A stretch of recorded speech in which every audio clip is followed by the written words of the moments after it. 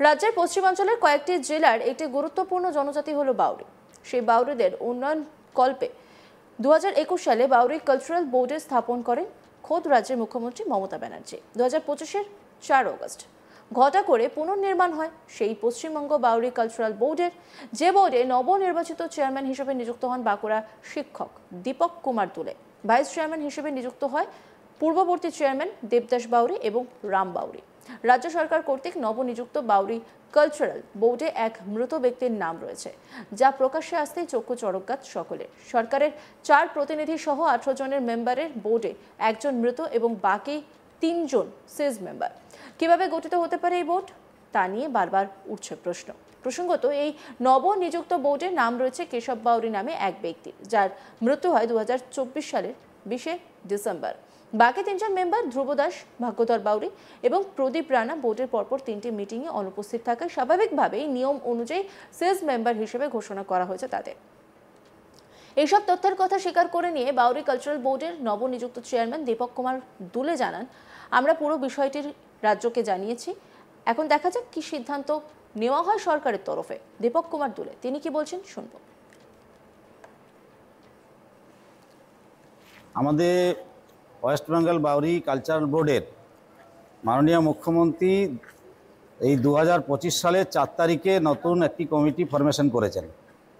সেই কমিটি যেহেতু head office বাঁকুড়াতে সমস্ত কমিটির মেম্বার এবং এক্স অফিসিও যারা মেম্বার রয়েছেন, ডিএম সাহেব থেকে শুরু করে বিসিডব্লিউ অফিসার থেকে শুরু করে সবাইকে আজকে নিয়ে একটা ফার্স্ট বোর্ড মিটিং হয়েছিল।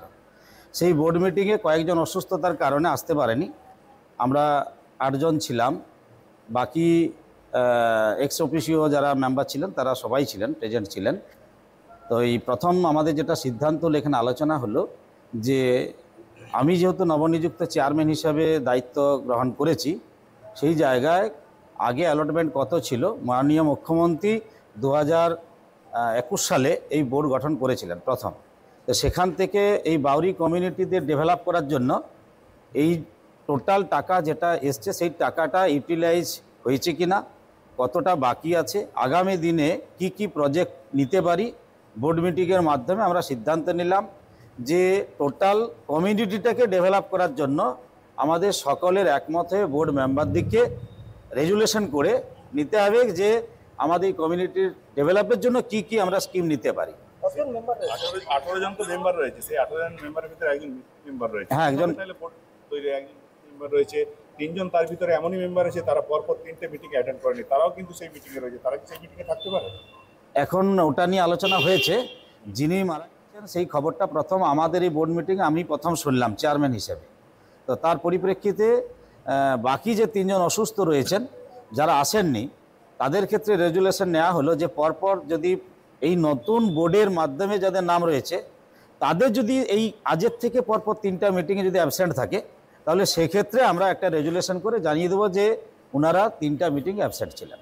এবারে এটা ধরুন স্টেট গভর্নমেন্ট প্রোভাইড করে, তো সেখানে আমাদের জানানো দরকার, আমরা জানিয়ে দেবো। পরে যদি ইনক্লুড করার ক্ষমতাটা আমাদের কোনো বোর্ডের হাতে নেই, যে কাকে আমরা ইনক্লুড করব এটা আমাদের হাতে নেই, এটা গভর্নমেন্টের হাতে আছে।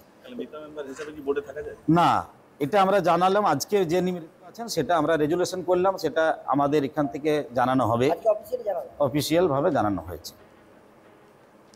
নবনিযুক্ত বাউরি কালচারাল বোর্ডের ভাইস চেয়ারম্যান দেবদাস দাস জানান, এটা তাদের দুর্ভাগ্য, মৃত ব্যক্তির নাম নবনিযুক্ত বোর্ডে রয়েছে। তিনি বিষয়টি বোর্ড মিটিংয়ে এসে জানতে পেরেছেন। তবে নবনিযুক্ত এবং পূর্ববর্তী চেয়ারম্যানের দ্বন্দ্বের তত্ত্বকে খারিজ করেছেন দেবদাসবাবু। দেবদাসবাবু কি বলছেন শুনব।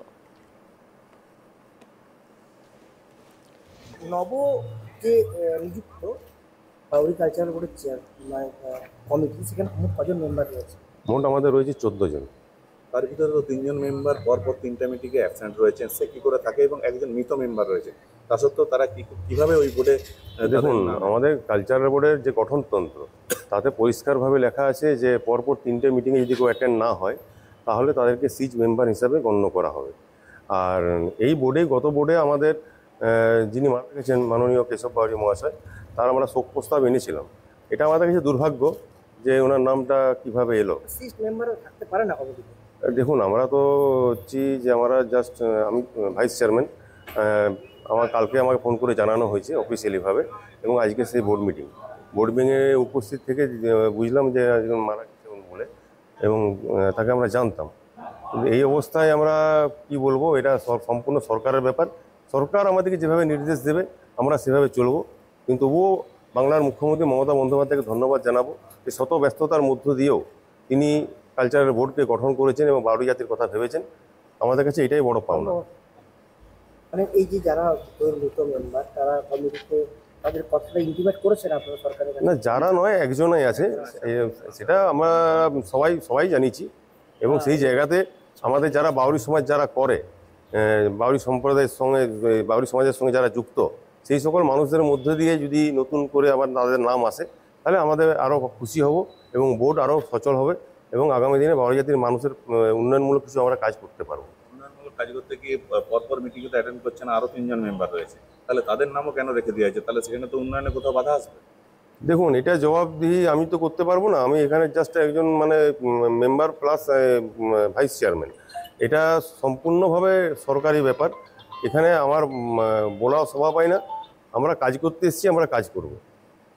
একটা জিনিস বারবার দেখা যাচ্ছে যেখানে নব্য এবং পুরাতনের যে দ্বন্দ্ব, সেই বিষয়টা কি আরেকবার এই বিষয়টি নিয়ে কটাক্ষ করতে ছাড়েনি বিরোধী শিবির মানে বিজেপির তরফ থেকে কি বলা হচ্ছে শুনবো।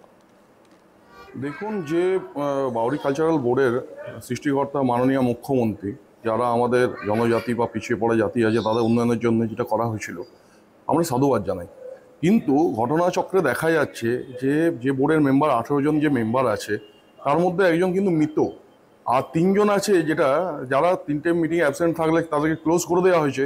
সেই রকম 4 জন ব্যক্তির নাম ঢোকানো আছে 18 জনের পদাধিকারীর মধ্যে। তো আমরা বারে বারে সরব হয়েছি, ভারতীয় জনতা পার্টির পক্ষ থেকে বারে বারে বলছি, এই যে মৃত ভোটার নিয়ে যে কারবার, তৃণমূল কংগ্রেস এটা করে এসেছে, এবং বিগত দিনেও আমরা দেখেছি যখন নির্বাচন হয়েছে তখন বারে বারে ভুতুড়ে ব্যক্তি ভোট দিয়ে যাচ্ছে, যারা বাইরে থাকে তাদের নামে ভোট পড়ছে। তো এটা তৃণমূলের কালচার, এটা অপসংস্কৃতি। এইটার থেকে মানুষ মুক্তি পেতে চায়, এবং যাতে মানুষ পরিষেবা ঠিকঠাকভাবে পায়।